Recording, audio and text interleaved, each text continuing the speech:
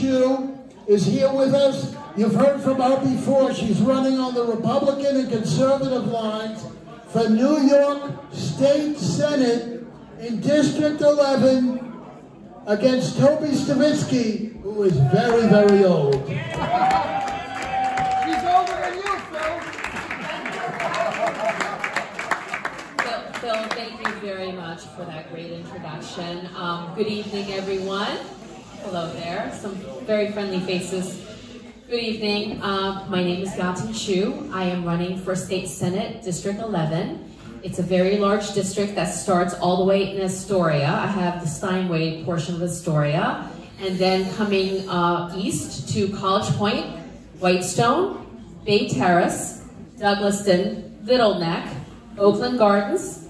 We go down Glen Oaks, Belrose Manor, Queens Village, New Hyde Park, the Queenside, yes, Hollis Hills, Hollis Wood, Jamaica, and Jamaica Estates. Queens Village, did I mention? It's a very big district. The incumbent in the seat is Toby Ann Stavitsky. Her name, I mentioned that because Senator Stavitsky has been in the seat for 25 years. She took the seat over from her late husband in 1999, and the Stavitsky dynasty has been in the state legislature since 1966. We in the United States, we're a democracy. I believe in term limits, and 25 years of anything gets a little old. So I'll leave it at that. So it's been 7 months since I embarked on this journey to run for New York State Senate.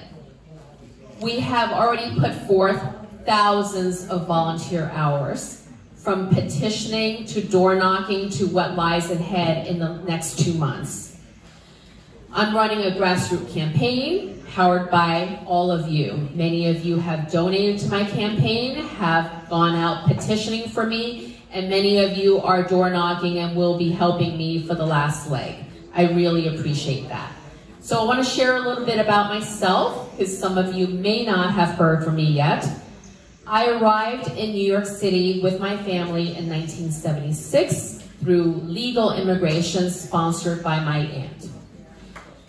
At that time, I came with my parents. We did not speak English. We didn't have any social connections like many immigrants. They brought along 3 girls, I'm the oldest, to a new country. And in a couple of years, they saved enough to put a down payment on a humble home in Whitestone. God knows how they found Whitestone, but they did. We moved into Whitestone in 1979, and I lived at home until my mid-late 20s. I had student loans to pay, and that's what you do. You save and stay at home. I was fortunate to get a good job, and with my husband, we moved to our first home in Whitestone, where I had my older daughter. And since then, I have lived all around New York City, mostly to be closer to my job. I worked in corporate, we call corporate America. I worked at a couple of different healthcare companies, one that maybe some of you know, it's called WebMD. I led their product development. I was one of the top 20 executives working for this public company. So that was kind of my professional life. Not politics, not anything in government. I'm really for most of my life been a very private citizen. Anyway, recently during COVID, I returned to my home base in Whitestone. I bought a home there where I live with my husband and 2 daughters. And when things get tough and just unsure, like during COVID, you return home. And my sisters and my parents all live in Whitestone. That's where I wanted to be. So my values, often referred to as immigrant values, are American values. Because all of us, whether we're the first generation or the 4th generation, came to this country for opportunities. We believe that if you do the right things, you follow the law, you work hard, you can achieve a good life. Everyone in this room has done that. But lately, we feel that what we've worked so hard at are now at risk. We feel uneasy, unsafe, unsure about what this city has become and what our electeds are doing for us instead of to us. Having lived through the 1980s as a kid who commuted on the subways to school, I, like Stephen Weiner, went to the Bronx High School Science. I know the concerns of safety, and every time I get on the subway, my parents will worry. Fortunately, for most of my adult life, since the 80s, things have gotten better, right? And up until 2019, we were getting safer. I mean, the numbers were low. The number of people in Rikers were at an all-time low, really before COVID. Little did I know that back in 2018, there was the blue wave. So we got a lot of people elected during that term. And what the blue wave brought was a lot of progressive Democrats with a mission to change New York. They passed bail reform, where a list of unqualified offenses are long and dangerous. They tell us now that crime is down, but all of us feel gaslighted because we don't feel safe. Compared to 5 years ago, got some latest CompStat scores, major 7 crimes are up 34% citywide compared to 2019.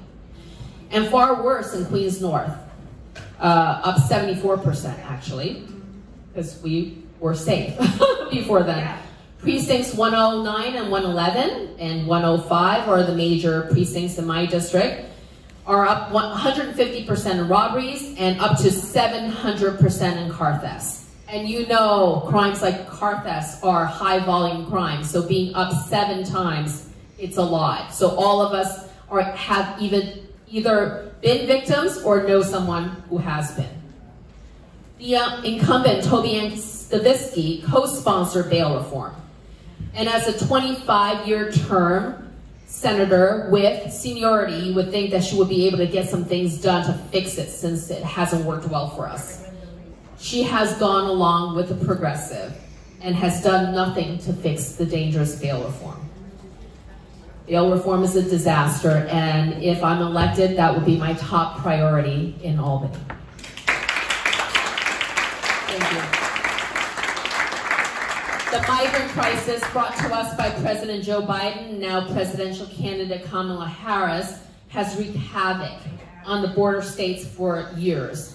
But New York has now become a border state since spring of 2022. We now have over 220,000 migrants, with 70,000 of them persistently through our shelter and our social services system. The city, AKA we as taxpayers, have already shelled out $5 billion. The state legislature just this spring passed another $2.4 billion to go toward the illegal immigrant services.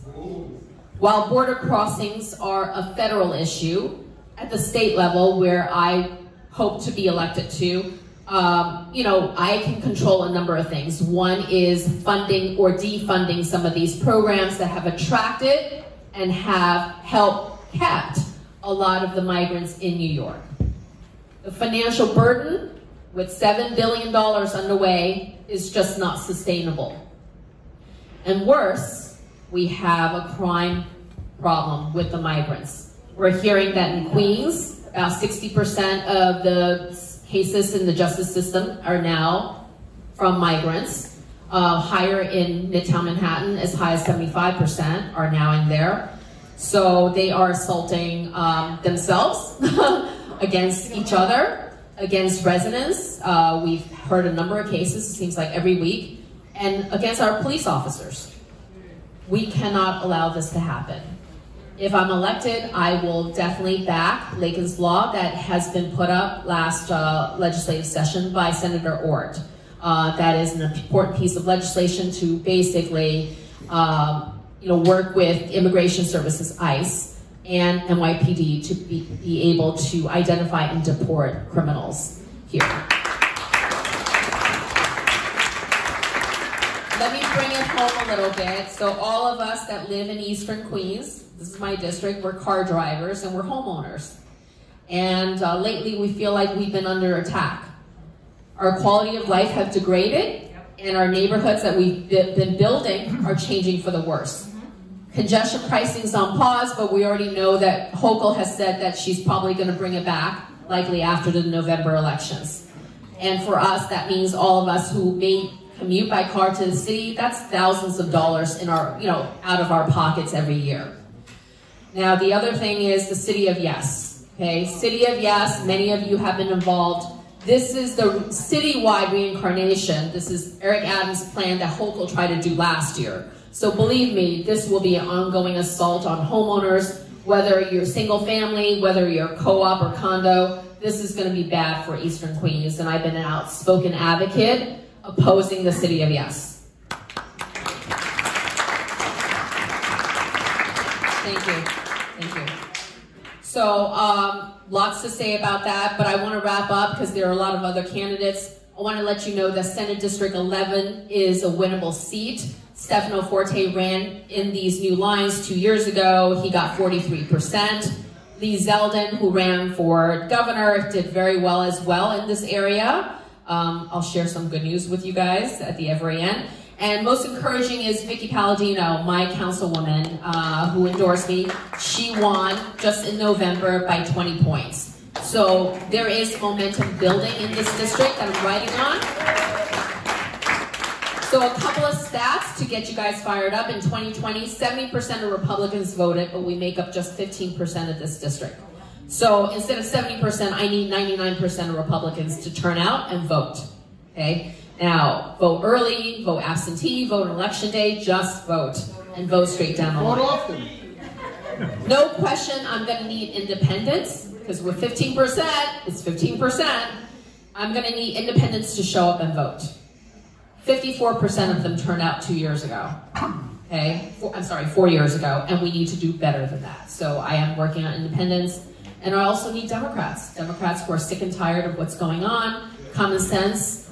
We need to talk to our neighbors and tell them, like, look, don't go by your party line. You need to look at what's going on. You need to vote for candidates that stand up and speak up for values and policies that we care about. So I need Democrats to vote for me as well to win this seat.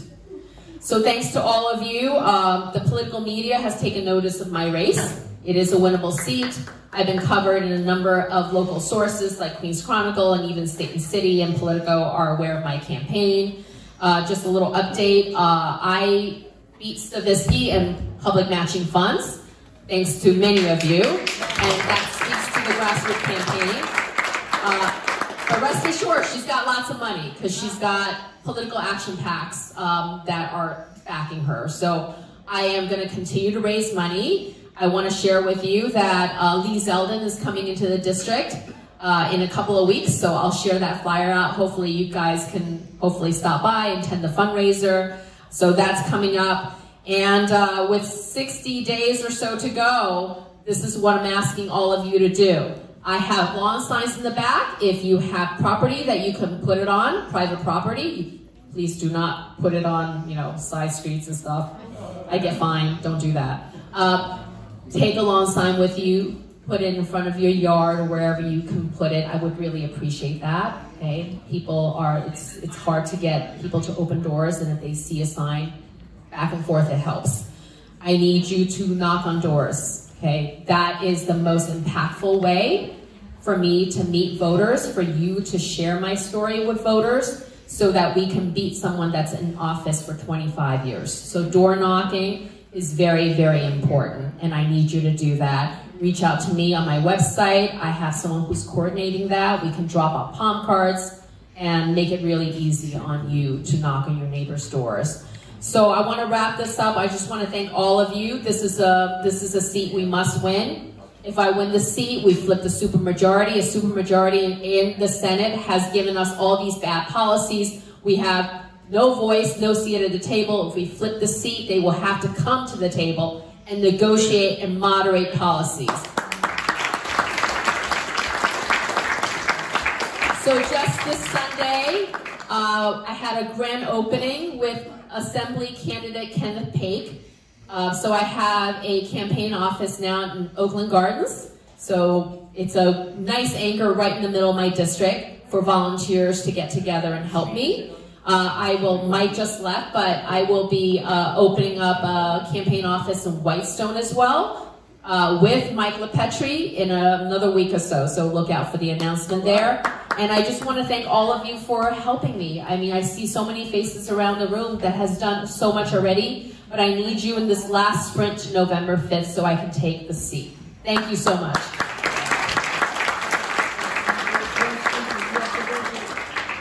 If anyone has a question, because Yiatin has to leave, Kathy. What's the address of your headquarters? Well, the Oakland Gardens is on the corner of Springfield and Long Island, Horace Harding. 58-06 Springfield Boulevard. But don't think that Ken and I are just sitting there because we're out there.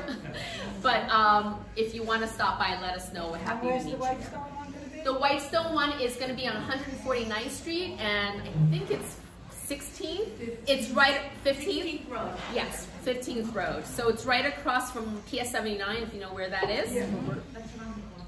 Yeah, it's right around the corner. Super, super easy. Is it next to the balloon store? It's next to, is it the deli shop? Farsi's, yes. Yiatin, Yes. you left out your achievement about the SAT. SAT? Yes. Oh gosh. Enlighten everybody about that. The discrimination against merit and hard work to Yes. get into specialized high schools. Right? Thank you, Jenda. There has been a lot of things I've done in my past. I shared a little bit about my professional background, but really how I got involved in civics, in local politics, was through the lens as a public school mom. In 2019, when Bill de Blasio was going after the specialized high school, having graduated from Bronx Science, I had a connection there. And also the schools now, less so in the days when I went, but the schools now are majority Asian. So what Bill de Blasio wanted to do was really, an attack on Asian Americans who take a race-neutral, race-blind test. They score well enough to get into these schools by merit, and he wanted to change that. So I've been doing education advocacy since 2019. I'm quite connected to the citywide parent networks in, trying to make sure that our public schools, which is really the ladder to social mobility for the working class, for the immigrant class, for the middle class, that we maintain the high quality of education that we want our children to get, focusing on math and science and social studies and less on all the other things that they want to do. One more question. Bill, I am also an education activist. Yes. Since 2019, along with Yiatin Chu. I think our first rally was at the Queens Criminal Courthouse. That's correct. I've been in Albany. I've been all over New York City, all over New York State. I know Yiatin Chu is a Hillary Clinton supporter. She voted for Hillary Clinton. She voted What's for your Joseph. question, David? I'm getting to my question, Phil. She voted for Joseph Biden. My question is, will she 100% right now support my president, Donald John Trump? That's my question, Phil. I'm running a local race. Yeah, I don't want to hear that. You know what? On the presidential level, who do you support? Like everyone else, we go into the ballot box. I got it. Thank you very much. Thank you very much. Thank you very much. We support Yiatin Chu. We support Yiatin Chu. Yiatin Chu. Yiatin Chu. Yiatin Chu. We love you. Is that the last question? How do you support Donald Trump? I want to hear. The people deserve an answer. I deserve to vote for whoever I want to when I go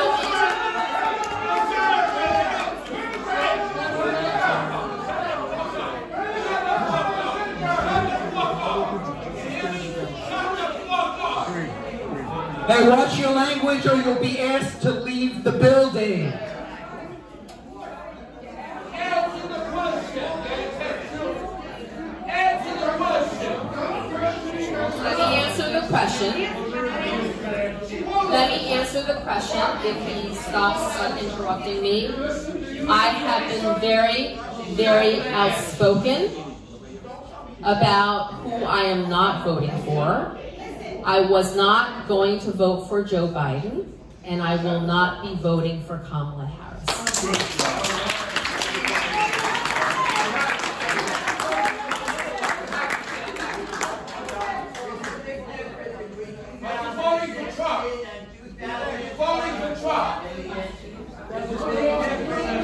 Answer. Thank you so much. Thank you very much, Yiatin.